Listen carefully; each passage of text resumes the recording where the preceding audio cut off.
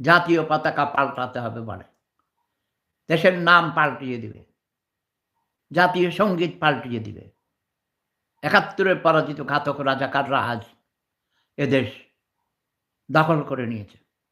শাসনভার তাদের হাতে। মুক্তিযোদ্ধাদের জুতার মালা পরায়। Same, same on you doctor Yunus. কুখ্যাত রাজাকার ডক্টর ইউনূস। ছোট লোক গরিব, তোকে বাংলার মানুষ জয় বঙ্গ, জয় জনতা, জয় মানবতা। প্রেম ধর্ম, সেরা ধর্ম, লাভ ইজ পাওয়ার। আমার হাঁটু আপা আসিতেছে, আসিতেছে। শেখ হাসিনা আসবে। আর আওয়ামী লীগ, জাতীয় পার্টি সহ সকল রাজনৈতিক দলের অংশগ্রহণ ছাড়া বাংলার মাটিতে কোনো নির্বাচন হবে না, হবে না, হবে না। সাম্য, মানবিক মর্যাদা এবং সামাজিক ন্যায় বিচার। এই ৩টা নীতির ভিত্তিতে এই দেশ স্বাধীন হয়েছে। তখন আমাদের সাথে ওয়াদা করেছিল নেতারা।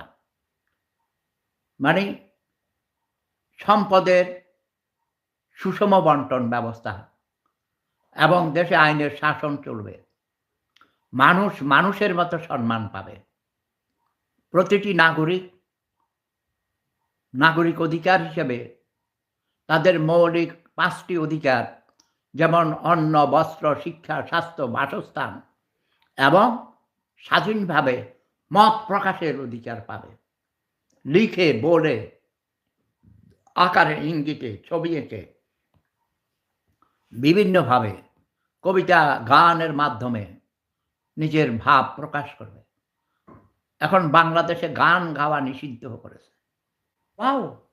সূর্য দেখতে পাচ্ছি, কতদিন সূর্য দেখিনি।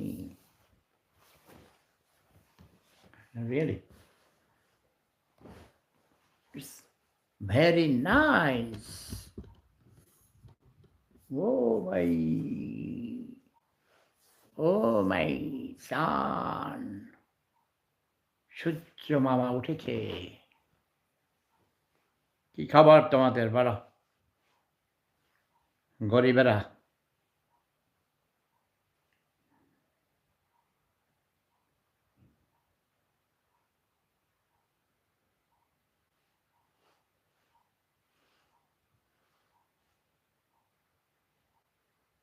হুম? Love is power. Sohail Chowdhury. কি অবস্থা বলো? এক কথা ২-৩ বার বলার দরকার নেই। গুড। দেশের কথা বলো।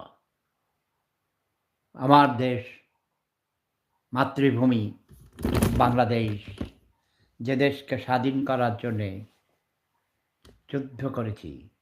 যুদ্ধ করতে গিয়ে মেরুদণ্ড হারিয়েছি। ভাঙা মেরুদণ্ড নিয়ে আজও বেঁচে আছি। আর তোমরা সেই দেশকে নিয়ে ছিনিমিনি খেলছ? রাজাকারদের পাখা গজিয়ে গেছে? হ্যাঁ? রাজাকাররা, তোদের সুযোগ দিয়েছি। গর্ত থেকে বিষাক্ত সাপ যেমন বের করে আনতে হয়, বিষাক্ত সাপগুলোকে বের করে এনে তারপর বুঝবে। ওঝা, মানে ওই যে সাপের কবিরাজ থাকে না, ওঝা, সাপ ধরে আনে, গর্ত থেকে বের করে আনে। আমি হয়েছি সেই ওঝা। সবগুলো সাপকে, বিষধর সাপকে, আন্ডা বাচ্চা সহ সব বের করে এনে তারপর তোদের বোঝা হবে খেলা কাকে বলে। ইয়েস।